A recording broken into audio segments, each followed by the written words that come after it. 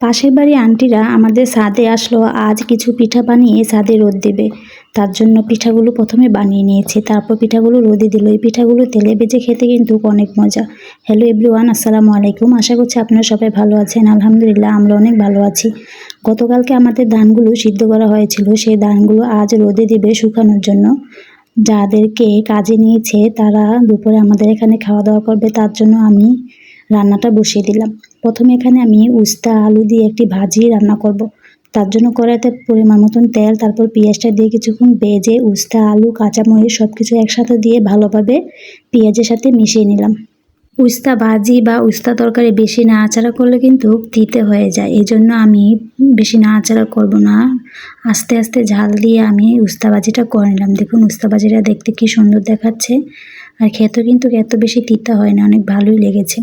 এর পাশাপাশি আমি মাছের মাথা দিয়ে লতি তরকারি রান্না করব। তার জন্য প্রথমে আমি লতিগুলো ভাপ দিয়ে নিয়েছি। এখন আমি তরকারিটা বসাবো। একটা পাতিলাতে পরিমাণ মতন তেল, তারপর পেঁয়াজটা দিলাম। পেঁয়াজটা কিছুক্ষণ ভেজে আদা রসুনের পেস্ট দিয়ে অনেকক্ষণ ভেজে নিতে হবে, যাতে কোনো আদা রসুনের গন্ধ না থাকে। আমার আদা রসুন এবং পেঁয়াজ ভালোভাবে ভাজা হয়ে গেলে কিছু পরিমাণ পানি দেবো। এখন সব ধরনের গুঁড়ো মশলাগুলো দিয়ে দিব।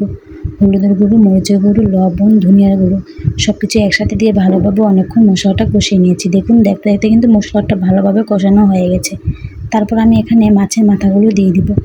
মাছের মাথাটা দেওয়ার পর ভালোভাবে অনেকক্ষণ কষিয়ে নিতে হবে। আমি কিছু পরিমাণ পানিও দিয়ে দিয়েছি, যাতে ভালোভাবে মাছের মাথাটা কষানো হয়। দেখতে দেখতে আমার মাছের মাথাটা ভালোভাবে কষানো হয়ে গেছে। তারপর আমি সিদ্ধ করা রাখা লতিগুলো দিয়ে দিব। তারপর মাছের সাথে ভালোভাবে লতিগুলো আমি মিশিয়ে নিলাম। লতিটাও ভালোভাবে অনেক কষিয়ে নেব। লতিটা ভালোভাবে কষানো হয়ে গেলে অল্প পরিমাণ পানি দেব। পানিটা ভালোভাবে অনেকক্ষণ জাল করে নেব। তারপর এটাকে শুকনো শুকনো করে নামিয়ে নেব। দেখুন লতি তরকারিটা দেখতে কি সুন্দর দেখাচ্ছে। আমার কাছে তো অনেক ভালো লাগে লতি তরকারি খেতে। লেবু দিয়ে টক করে খেতে কিন্তু অনেক মজা লতি তরকারি। এখন আমি কিছু বাইং মাছ ছিল, সেই বাইং মাছটা ভুনা করে নেব। তার জন্য আমি প্রথমে বাইং মাছের কিছু পরিমাণ পানি দিয়ে হলুদ দিয়ে চুলাতে কিছুক্ষণ জাল করে নিয়েছি। এখন আমি তরকারিটা বসাবো। তার জন্য পরিমাণ মতন কড়াইতে তেল দিলাম। তারপর অনেকগুলো পেঁয়াজ কুচি দিয়ে পেঁয়াজটা লাল লাল করে ভেজে নিলাম। পেঁয়াজটা ভাজা হয়ে গেলে আমি এখানে কিছু টমেটো কুচি দিয়ে দিয়েছি। টমেটোটা দেওয়ার পর কিছু নাড়াচাড়া করে আমি কিছু পরিমাণ আদা রসুনের পেস্ট দিব। আদা রসুনের পেস্ট দিয়ে ভালোভাবে পেঁয়াজের সাথে মিশিয়ে নিব। অনেকক্ষণ ভেজে নিতে হবে, যাতে আদা রসুনের কোনো গন্ধ না থাকে। আদা রসুনটা ভাজা ভাজা হয়ে গেছে এবং টমেটোটাও সাথে গলে গেছে। তারপর আমি এখানে কিছু পরিমাণ পানি দিব। পানিটা দেওয়ার পর আমি এখানে হলুদের গুঁড়ো, মরিচের গুঁড়ো, ধনিয়ার গুঁড়ো, লবণ সব কিছু একসাথে দিয়ে ভালোভাবে মশলাটা অনেকক্ষণ কষিয়ে নেব। যখন আমার পেঁয়াজটা ভালোভাবে কষানো হয়ে যাবে তখন উপরে তেল বেশি উঠবে। দেখুন দেখতে দেখতে কিন্তু আমার মশলাটা ভালোভাবে অনেকক্ষণ কষানো হয়ে গেছে।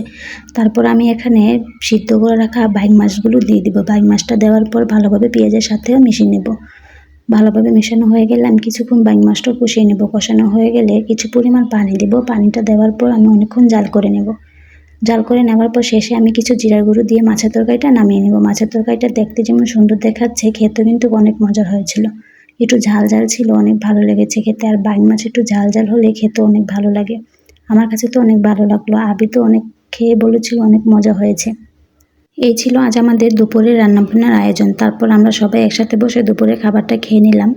এখন আমি আবিদকেও দুপুরের ভাতটা খাইয়ে দিলাম। আবিদ মাছ তেমন একটা পছন্দ করে না, কিন্তু আজ বাইং মাছ খেয়ে বললো অনেক মজার হয়েছে খেতে, ওর কাছে অনেক ভালো লেগেছে। তারপর আমাদের মাঠে ধানগুলো রোদে ছিল, রোদ থেকে ধানগুলো উঠে নিয়ে আসা হয়েছে। তারপর বস্তাতে ভরে আমাদের বাসায় রেখে দিলাম।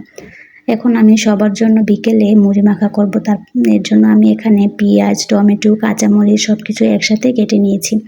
তারপর চানাচুর সরিষার তেল দিয়ে আমি প্রথমে চানাচুরটা মেখে নিয়েছি, তারপর মুড়ি দিয়ে চানাচুর মাখাটার সাথে মিশিয়ে নিয়েছি। তারপর সবাই আমরা একসাথে বসে মুড়ি মাখাটা খেয়ে নিলাম। মুড়ি মাখাটা অনেক মজার হয়েছিল। এই ছিল আজ আমাদের সারাদিনের একটা ফুল ভিডিও। ভিডিওটি যদি ভালো লেগে থাকে লাইক, ফলো, সাবস্ক্রাইব করে তানজিনা আক্তার ব্লগের সাথেই থাকবেন। সবাইকে ধন্যবাদ।